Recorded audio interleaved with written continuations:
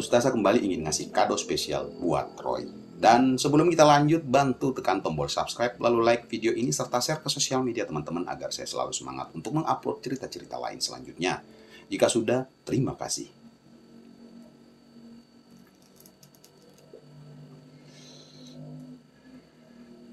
Saat menjelang sore, Roy berada di rumah Pak Ustadz Fian. Namun Ustazah tidak memakai hijab. Meski ada suaminya, Ustazah tak peduli. Ia ingin Roy selalu mempunyai wewenang di sini, punya kuasa di sini. Ustazah ke kamarnya. Bonus, gumam Roy singkat. Ustazah merinding. Apa aja buat tuan rumah, bisiknya. Roy berbisik, sore aku mau ke sungai. Ustazah surprise dengan tawarannya. Kamu mau ajak aku ke sungai? Senyumnya sambil berbisik.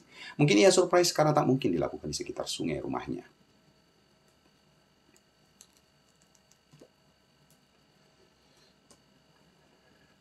Aku tahu tempat yang bagus, ujar Roy meyakini. Ustazah tersenyum sambil menyentuh lembut kepala Roy. Tunjukin, bisik Ustazah. Biar nanti aku kasih kado lagi ke kamu.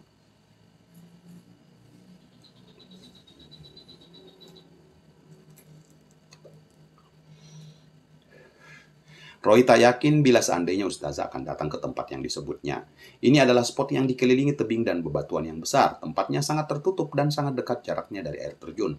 Roy menemukan tempat ini ketika ia kecil dulu. Ia sudah mandi terlebih dahulu sore itu.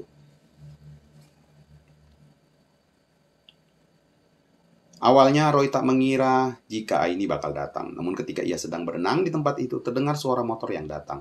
Aini tersenyum melihat Roy yang sedang mandi sore itu. Waktu menunjukkan sekitar pukul 5.30 sore.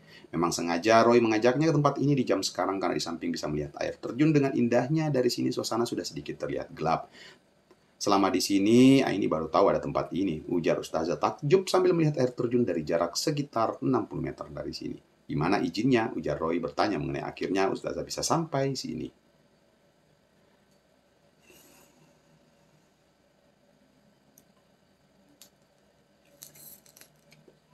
Tinggal nyebut nama kamu, ujarnya singkat. Ia menurunkan tangannya.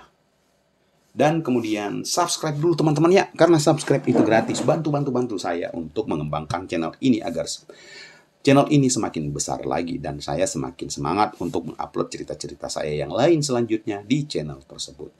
Dan yang sudah melakukannya, saya doakan semoga teman-teman sehat selalu serta diberikan rezeki yang berlimpah. Amin. Mari kita lanjut.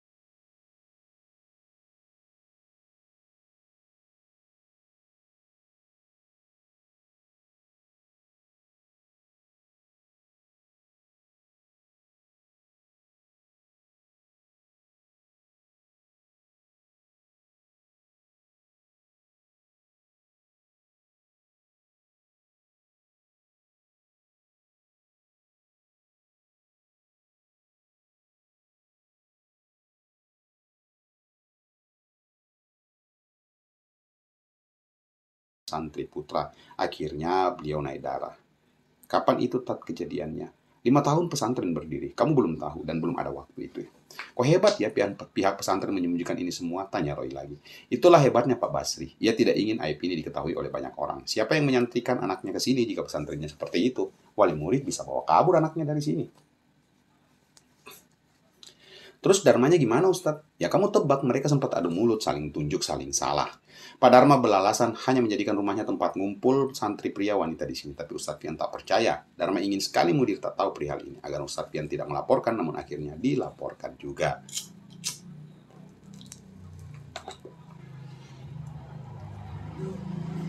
Wah, seperti bom waktu Pak Ustadz kalau begitu, lama-lama meledak di tempat yang diinginkan.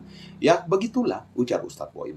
Pak Kiai marah besar. Beliau mengusirnya dari sini. Pak Dharma tidak menerima. Ia bereaksi sambil mencabut papan petunjuk milik pesantren yang ada di gerbang, dan yang paling dia benci adalah Ustadz Fian sendiri. Gara-gara itu pula Ustadz Fian.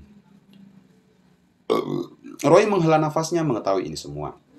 Ternyata Dharma adalah salah satu akar dari dibangunnya pesantren ini. Sampai akar dihilangkan malah menimbulkan masalah di pohon pesantren ini. Dannya lagi, karena waktu itu sedang kesulitan uang, pihak pesantren juga defisit, Pak Fian malah menyewa lahan untuk bisa sehari-hari. Malah ditipukan, makanya kamu jadi bahan obrolan di sini karena bisa membantu Pak Ustadz. Saya tidak tahu Pak Ustadz, baru tahu juga permasalahan ini. Berarti sampai sekarang Dharma suka mengganggu. Ustadz Boim mematikan rokoknya. Kamu sadar nggak Pak Kiai sedang munggah haji? Makanya dia berani datang ke sini. Saya nggak bisa ngebayangin kalau Pak Kiai sudah nggak ada. Mungkin pesantren ini bisa dirusaknya, menunjukkan dia nggak suka kalau ada Pak Kiai. Semua sudah masuk akal pikir Roy. Pantas ketika Pak Kiai sedang keluar lama itu Pak Ustadz sering melamun gak jelas. Ditambah kasus kemarin ternyata benar. Mungkin kemarin Dharma ingin bertemu karena ingin cari masalah lagi. Kamu harus bisa jadi pembicara yang mewakilkan Ustadz Fian Roy. Kamu dipercaya. Bisa. Tadinya Roy tidak peduli bila ia harus duel adu caruk dengan Dharma. Tak peduli pula meski Dharma orang yang di sini. Namun ternyata ini semua menyangkut pesantren. That's it all about. Siap Pak Ustadz, kenalkan saya sebagai adiknya Pak Ustadz. Tapi ingat, di sana dia pasti ngomong macam-macam alias cari masalah. Kamu jangan macam-macam.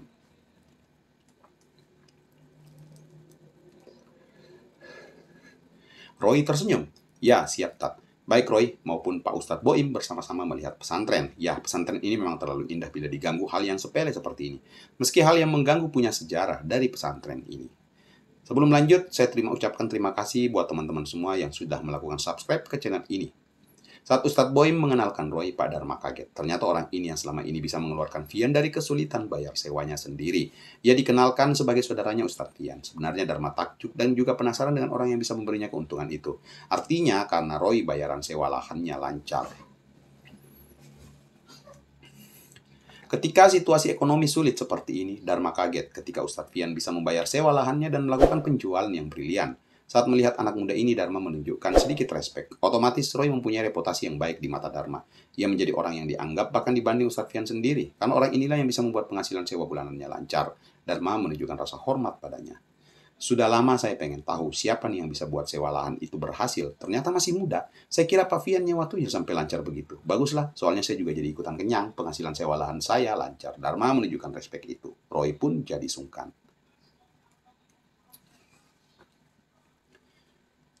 Mereka saling mengenalkan diri satu sama lain. Ia bercerita siapa dirinya ketika masih di pesantren ini sampai bisa menceritakan bagaimana caranya bisa menjual produk tani itu. Sampai ke restoran dan ke banyak tempat makan kuliner sampai bisa mengeluarkan Pak Ustadz dari kesulitan. Dharma mulai memandang Roy serius. Artinya, ini bukan sembarang pemuda pikirnya. Ia terlihat berani, ambisius, juga tidak ketinggalan kreatif. Sampai akhirnya Roy bertanya langsung ke Dharma. Maaf nih Pak Dharma sebelumnya. Sebenarnya ada apa ya? Dan bersambung di part 12.